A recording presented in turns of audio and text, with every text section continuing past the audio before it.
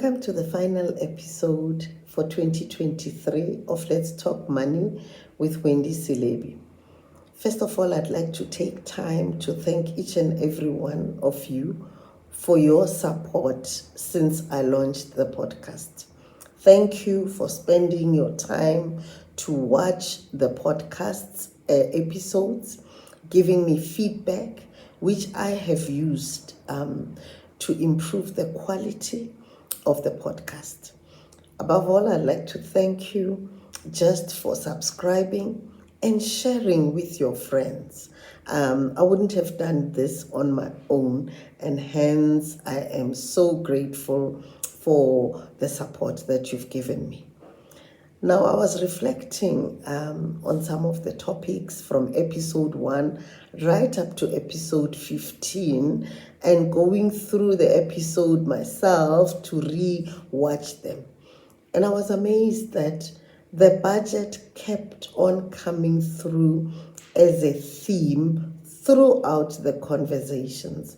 And I thought it would be important for me to just recap with you because this budget issue seems to be very, very important. In episode 1, I had a conversation with Dr. Mavis Mazura, and we were talking about money and emotions. What Mavis said that stuck with me is that she encouraged all of us to live beyond our means. She said that, when you live beyond your means, you create the capacity for you to be able to manage your finances well and be in a position to create the opportunity to have what is called an emergency fund. And you can only do that if you use a budget. In episode 3, I was having a conversation with a clinical psychologist, Ketso Morosi, and we were speaking on money and mental health. Again, Ketso also spoke about how we need to accept where we are financially. You can only do that if you live beyond your means. And that means you need to implement the budget as part of your wealth creation journey. That way, you'll be able to avoid a lot of stress, a lot of anxiety, and unnecessary panic attacks. In episode 12, I was having a conversation with Alf Matsimbi from the National Credit Regulator. Again, the budget came up. Alf said that it's important that we distinguish between needs and wants. We have to be disciplined. And you can only be disciplined if you use a budget. He said that if you didn't budget for it, then no matter how the item screams your name as you watch it on the shelves, say no because you didn't plan for it.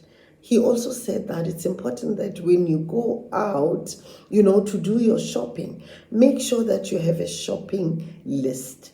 That way you'll be able to stick to the things that you've planned that you are going to buy, and you can be able to say no to those screaming items that keep on saying, buy me, buy me, buy me, especially now during the festive seasons. The lights are on, things have been put in these shelves, the advertisers have done their job, and everything is so inviting, and it literally speaks to you and cries out from the shelves, asking you to buy it.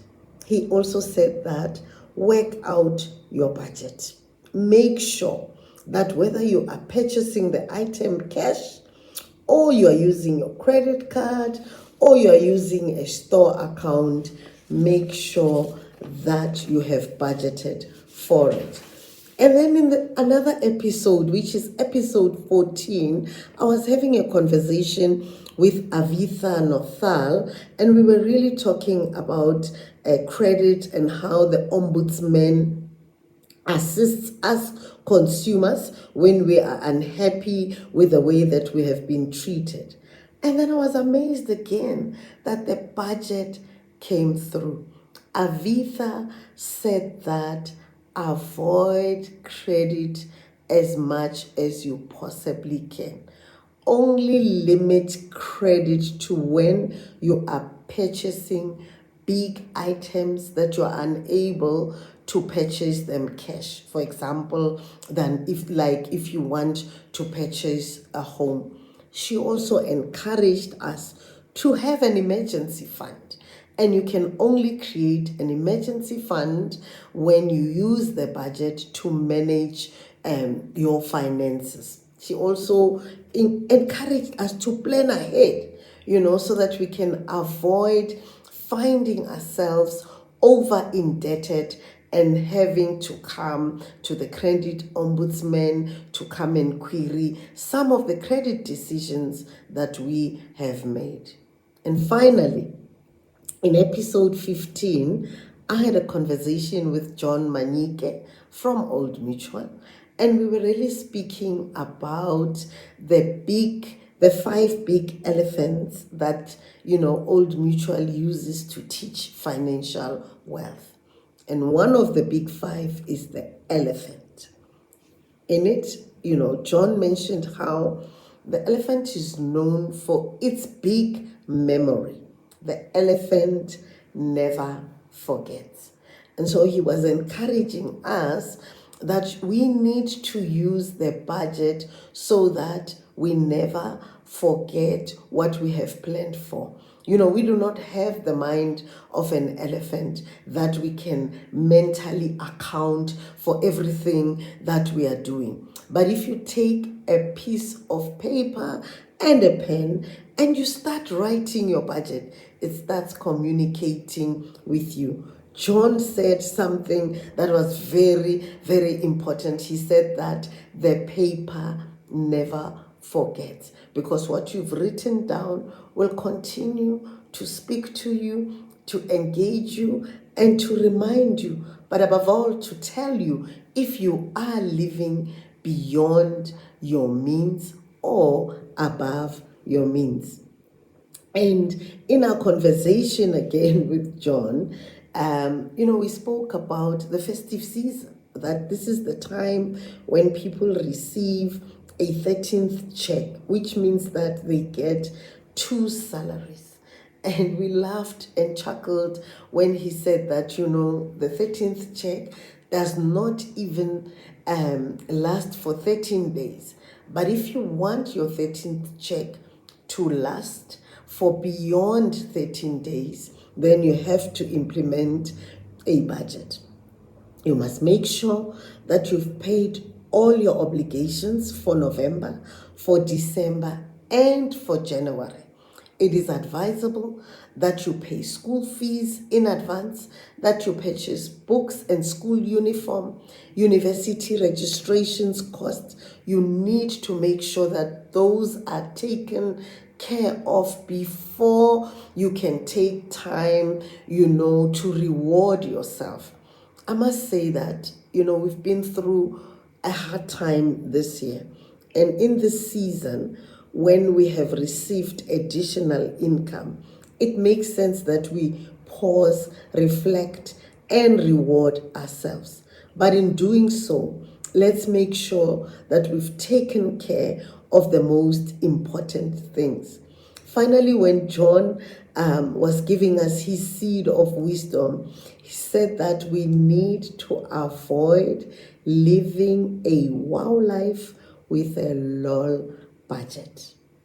And so for those who are probably watching this episode for the first time or the podcast, you might be asking why I'm reflecting so much about the budget.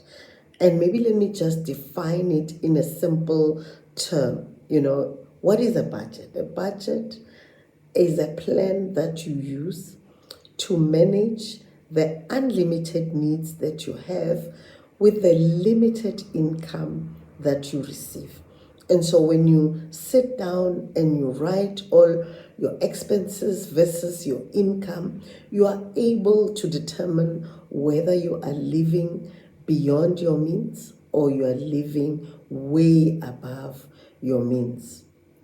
And so as we come into this festive season, which is only 2 weeks, and in these 2 weeks, we can do so much damage to our finances if we haven't planned well.